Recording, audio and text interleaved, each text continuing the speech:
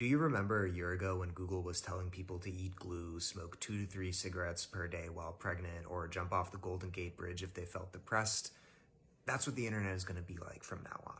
At the time, I was working at Know Your Meme, which is a website that runs on an SEO model, and I was simultaneously horrified and deeply confused by the Eat Glue AI overview that Google introduced. On the one hand, it doesn't answer people's questions. It tells them wrong information, and you'd think Google as a product, is designed to produce good information.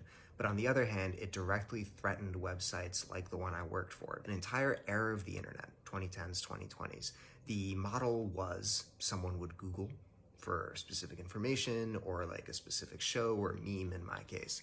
And then Google would serve up the link, you'd click the link, you'd go to the website, there would be an ad on the website, and that was how people got paid. That was the reason why people wrote professionally for the internet or made videos, took photos professionally for the internet. And that was the kind of stuff that, filled our information diet. And what the AI Eat Glue overview did was that it said, okay, you can go to Google and answer your question without clicking a link.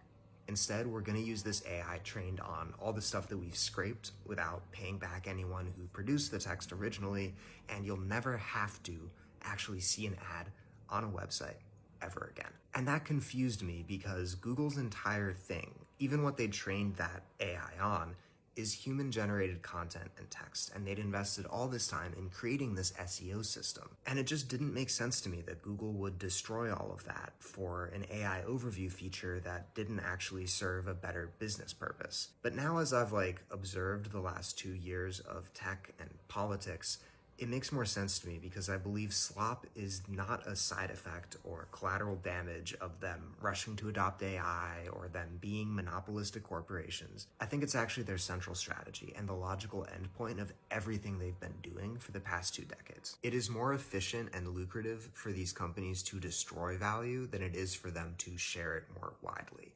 Rather than growing the pie by having more human-created content, by having, a healthy, vibrant, good information ecosystem, it is better for them to artificially chop off pieces of the pie so that they own a higher percentage of the total pie. And you look at what Amazon, Google, all these companies have done to traditional industries and institutions throughout their history, and it makes sense. On the one hand, they've created these rule books that everybody has to play by. Whether you're a merchant on Amazon, you're an SEO publisher on Google, you're a content creator on any platform, you have to do what they say. And between yourselves and each other, you're competing, to have the most viral hit or the best-selling product. But the casino itself that sort of runs it all, it's at best indirectly related to what producers and customers actually experience. The more important thing to them is that through data collection and through expansion and buying out rivals, whatever it may be, they manage to encompass more and more and more of the playing field. They aren't even interested in the score. They're just interested in being the referees. AI has attracted all these billions of dollars in investment, not because it is better at doing things than humans are, but because it can be more centrally controlled than a human marketplace can be. Because the final end state of gathering all this data and sculpting the game with the referees and stuff is programming the robots that are actually playing, rather than having to rely on humans following your rules or interpreting or misinterpreting them.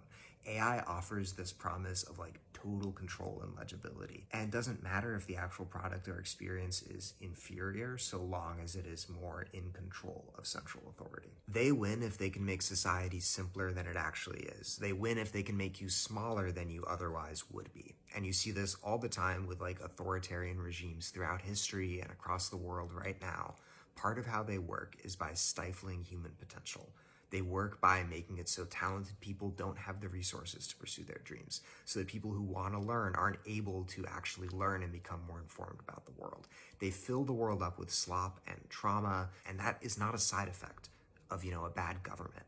That is how the government stays in power, by reducing people so that they don't work together, so that they don't start to question things, and so that they don't be their fullest selves. And so what they want to do is standardize, reduce, and destroy value rather than let it live outside of their leash.